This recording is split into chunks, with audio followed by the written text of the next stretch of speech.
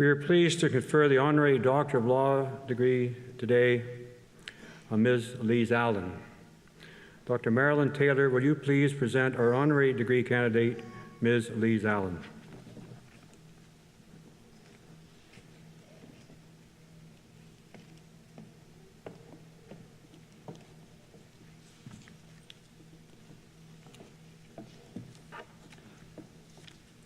Elyse Allan is a passionate champion for better ways of doing business. With an analytical mind, she is known for her ability to see the big picture and help others to see it as well.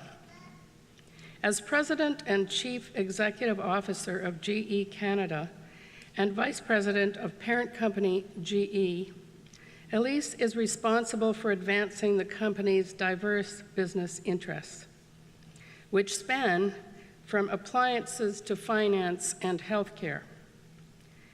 With a focus on driving innovation and meaningful change, Elyse has lent her leadership to initiatives like economic development in remote communities and sustainable energy management. Elyse is a strong communicator and an inclusive leader. She sees opportunities to connect with communities and businesses, to work with their needs in order to advance social and economic goals for the broader community.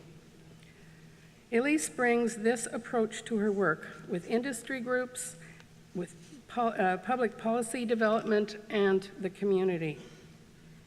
She serves on board of directors for several organizations and is an active mentor both within GE and in the community.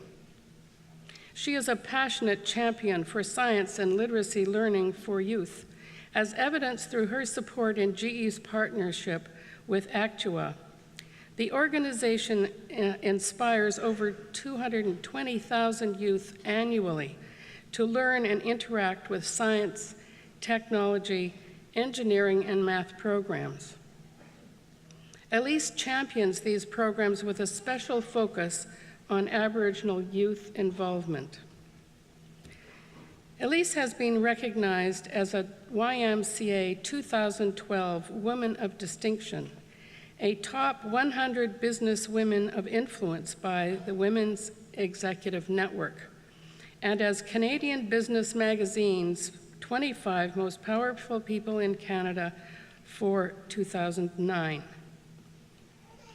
For her notable contribution in innovative leadership and community building, Royal Roads is honored to present Elyse Allan for the honorary degree Doctor of Laws.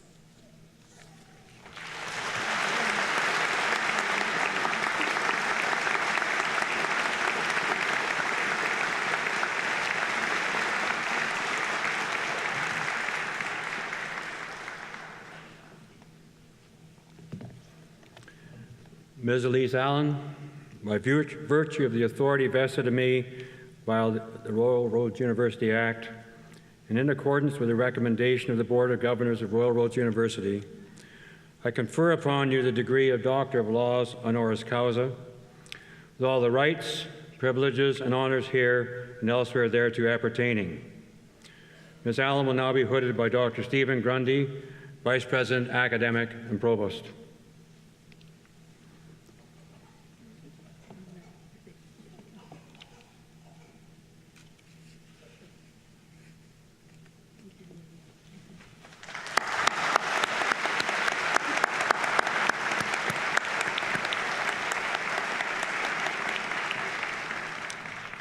Dr. Allan Cahoon will now present Dr. Elyse Allan with her degree.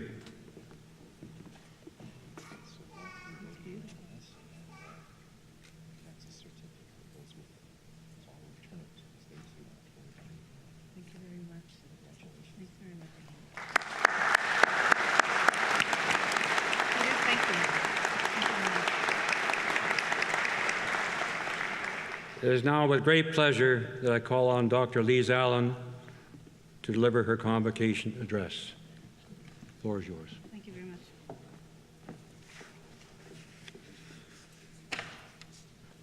Chancellor Meekinson, Vice Chancellor and President Dr. Cahoon, members of the Board of Governors, faculty members, graduates, your families, ladies and gentlemen, and kids, thanks so much for this special recognition that you have bestowed upon me today. I am most grateful.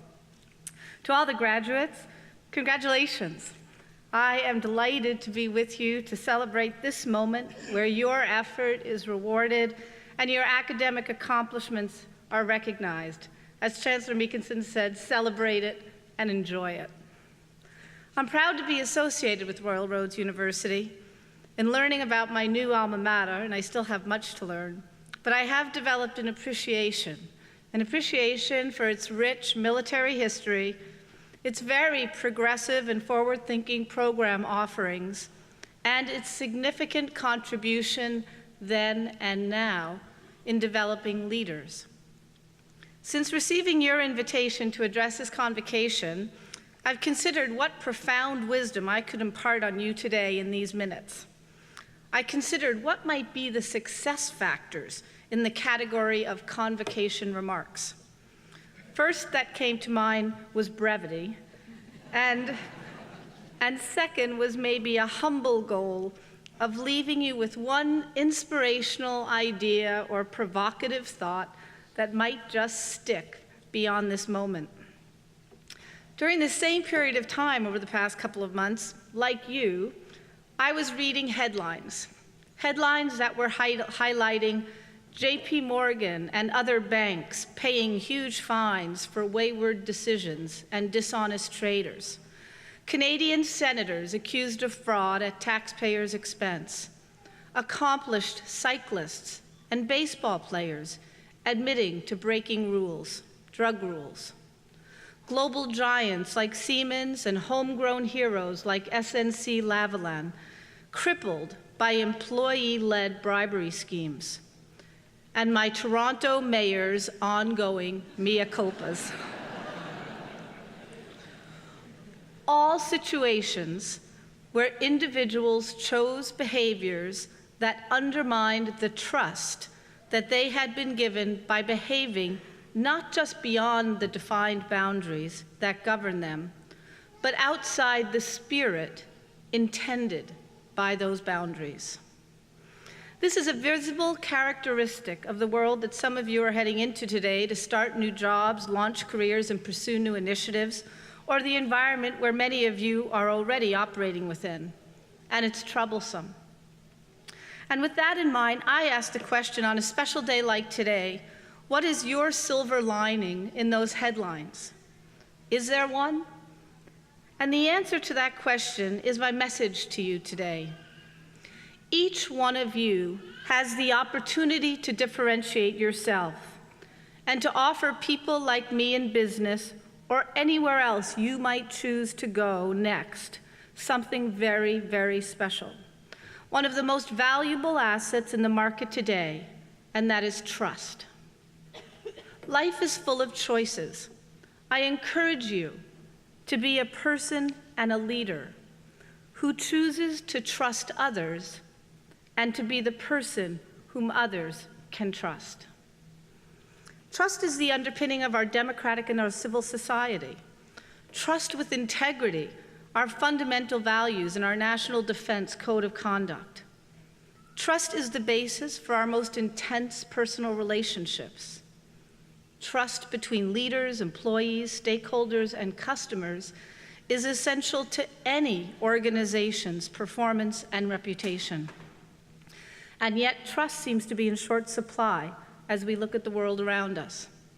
There's a company called Edelman, and they conduct global surveys on trust, and they've done it for a number of years. And they do it globally around the world, many countries, tens of thousands of people.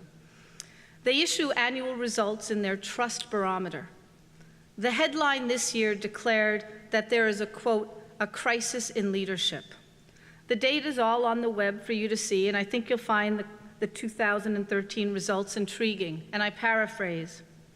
Global results show that among the informed public, that's folks like all of you who are smart and have studied and are educated, in most markets around the world, less than 50% of you say that government and business leaders are credible sources of are not, less than 50% say that government and business leaders are credible sources of information about a company.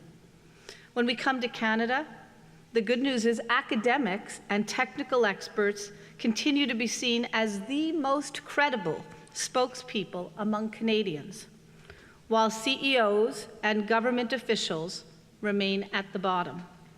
In fact, in Canada, only 35% CEOs say CEOs are credible, and 45% say the same about government officials. Why? Well, the numbers are telling because only 10% of Canadians trust business leaders a great deal to make ethical and moral decisions, and only 8% trust government leaders to do the same. You know, I find these findings worrisome indeed, especially when I think of a company like mine, where a focus on integrity and trust is such a core value that translates into everything: our hiring practices, your annual assessments, a personal signed commitment that each of us make annually to the company, and it's ultimately so critical to our success and reputation. We need your help to rebuild trust in our institutions, business communities, and governments. In a world that is far more open and informed, we have to be able to work across the divides of government, NGOs, and business to get simply anything accomplished. How can we engage in positive action, resolve disputes amicably, when we don't trust the person on the other side of the table? The answer is we can't. While I speak to the issues I deal with at work, you all know that this is equally true at home around the dinner table. So let me just share 3 factors that might help you build your personal trust barometer. I'm going to speak briefly to confidence in knowing who you are, courage to do the right thing, and commitment as a leader to do what you say you're going to do. Let's call them the 3 C's. I'll apologize in advance. A few of the stories I'll tell are GE related. It's not a commercial, it's just what I know, and it's an easy story to tell. You know, the development of trust starts at an early age and continues to evolve as our life experiences unfold. I'm sure we can all remember a time when we were confronted with the dilemma of telling the truth. I think of these as cookie jar moments. It might have been the time that you took a few cookies before dinner, and when confronted by an adult, you shook your head in denial that your hand had not been in that cookie jar. Or maybe you took a flashlight under the covers to read long after an adult said, "Lights out, time for bed." In the end, you typically maybe got caught by your lack of appetite at dinner or the fact that you couldn't wake up the next morning for school. But over time, we learn the consequences of our actions and the amount of effort it takes not to be truthful, especially to a parent or a loved one. As we move through school, we learn about friends, those to rely on, and those we can't trust. And we develop reasons for not trusting someone, often resulted from something they did or didn't do that took us off balance and made us feel less confident in that relationship. Our academic career provides valuable lessons around truth also, as we understand the consequences of cheating or plagiarism, or the real value in teams who work openly and honestly together. Over time, as our self-confidence, it rises with these experiences. I believe that we each develop a moral compass, a navigation tool that helps guide our behavior in terms of what is right and what is wrong. At GE, we take a great effort to work with employees to develop their self-confidence about doing the right things. We need to ensure that folks have a good moral compass about what that is. When I meet with new hires at orientation, I talk about the many situations that they might encounter where the rules aren't clearly written, where they will have choices to make between something that is right and something that isn't. But it will not be a black and white decision. And we work together to help them learn through those very murky situations and to develop the self-confidence to ask, discuss, and make decisions. A quick story, an example of what I mean in work, and the story is true, but the names are changed. So let's say there was a king of Mozambique, and he needed to build a power plant. We sell power stuff. We had a new leader in Africa, and that leader in Africa was trying to make sure that one of our senior officials could meet and help sell this power plant to the king. And so a luncheon had been set up with the king. And the new sales leader was very excited that he was able to bring in our senior leader, our senior vice president, to meet with the king. Well, that morning, they're getting ready for the meeting, the phone rings. And the phone, why, it's the king. And the king's official at the king's office. And the king's office says, you know, if you want to have lunch today, it's going to cost you $50,000. Well, the young sales leader in Africa thinks about that. He knows that the company wants to win that power plant. Yet here he has a dilemma, because now it's going to cost him to have lunch with the king. So the good news is he goes to his boss and he asks the question, and he says, this is what has happened. He was all in a tizzy, and the leader knew that he was upset. What's wrong? He said, well, to have lunch with the king, we have to have lunch with the king to win the power plant.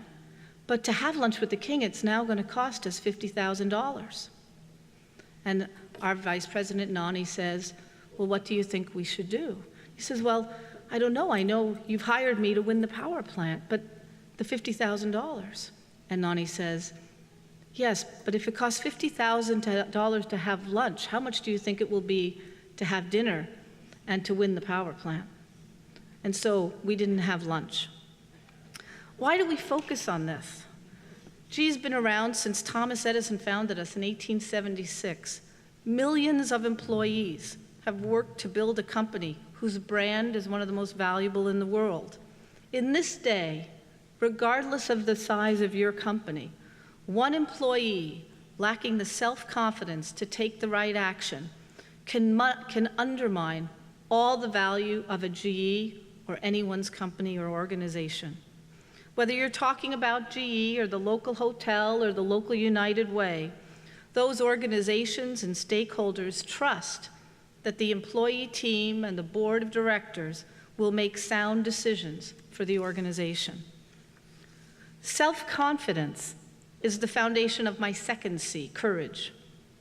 Courage is the ability to articulate and to act, to challenge the status quo, to push the rules, to say what no one else is maybe willing to say. Courage is hard. It can take you out of your comfort zone.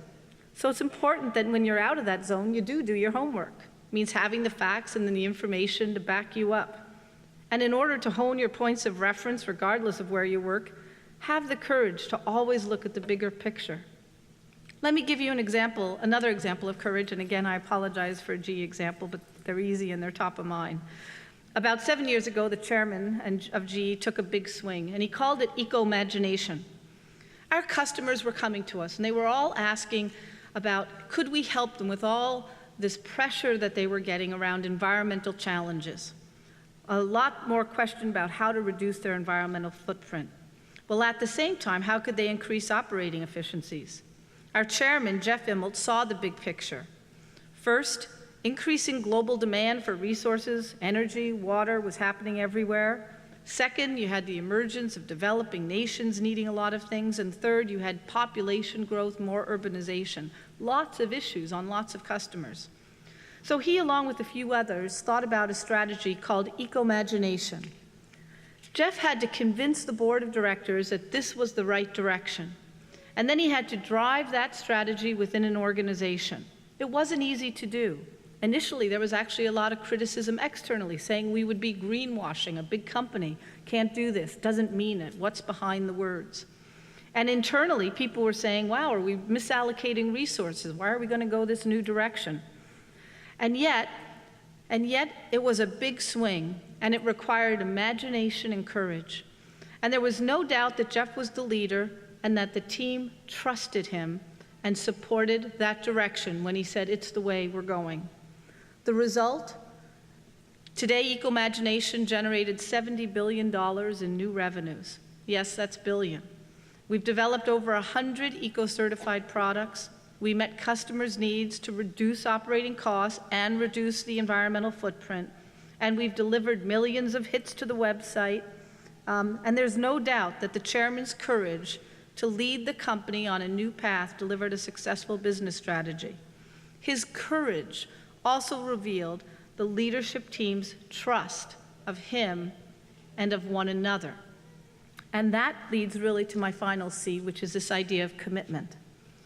Commitment is all about putting beliefs and values into action. It's about doing what you say you will do, and it's integral to trust. Leaders must follow through on their commitments, and if they can't, they must be fully transparent on explaining why. More than ever, people expect institutions and corporations to commit and deliver on their promises. Jeff's commitment around eco-imagination was unquestionable, and he showed it very visibly in two ways. First, he announced annual, transparent performance goals and metrics designed by outside third parties to build trust with the skeptics, especially the environmental NGOs who said, gee, a big company couldn't do it, couldn't mean it. So he brought them under the tent and made them, in fact, the monitor. Second, he made our own guys, our own operating units, implement the concepts internally to build trust with our customers that we could and we would walk the talk and invest in these type of technologies ourselves. With those actions, we built trust with our two most important stakeholders outside of the company. So in conclusion, let me just say that trust is an essential ingredient to strong governments, civil societies, happy families, and healthy communities. It's crucial to how we interact as individuals and to how our institutions and businesses are judged. And yet, as I said earlier, we see increasing signs that it's becoming in short supply, especially in leadership. I encourage all of you to make a difference, to be that person and that leader who chooses to trust others, and to be that person whom others can trust, whether you're at work, you're at a local charity, or you're at home. Keep strengthening your own foundation for trust, and remember the 3 C's. Seek those opportunities to build your self-confidence and help you learn what your own moral compass is, so that you can have the courage to take the right action when those choices confront you. And then commit. Be the go-to person who does what they say they're going to do. I wish you all the best in the future that lies ahead of you. I congratulate you heartily on your success today. And let me finish with a quote from Golda Meir. Trust yourself. Create the kind of self that you will be happy to live with all your life. Make the most of yourself by fanning the tiny inner sparks of possibility into flames of achievement. Again, congratulations, and thank you for the honor and the opportunity to be with you all today.